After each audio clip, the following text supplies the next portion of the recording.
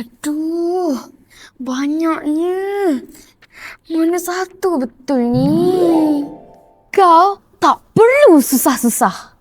Hei, siapa awak? Aku teknologi. Semua jawapan ada pada aku. Cari saja, klik saja, siap. Senangnya. Senang, belum tentu faham. Ai, siapa pula ni? Aku ilmu yang membimbing, bukan sekadar memberi.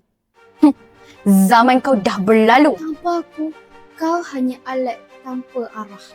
Aku memberi jawapan dengan cepat. Aku ajar kenapa jawapan itu betul. Aku menjimatkan masa. Aku membentuk cara berfikir. Tanpa aku, dia ketinggalan. Tanpa aku, dia tersesat.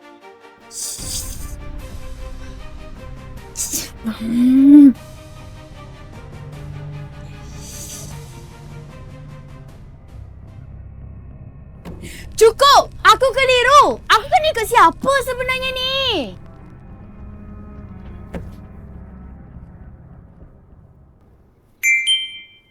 Tapi, kalau aku ikut teknologi, aku tahu. Tapi tak faham.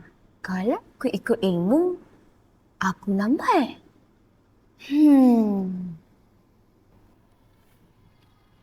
Jadi, kenapa aku kena pilih?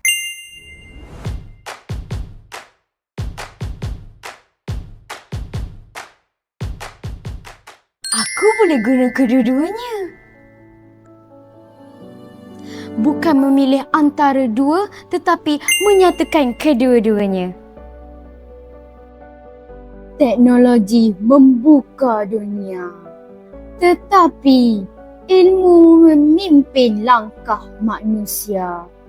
Apabila keduanya bersatu, lahirlah generasi yang bijak, beradab dan bersedia dengan menghadapi masa depan.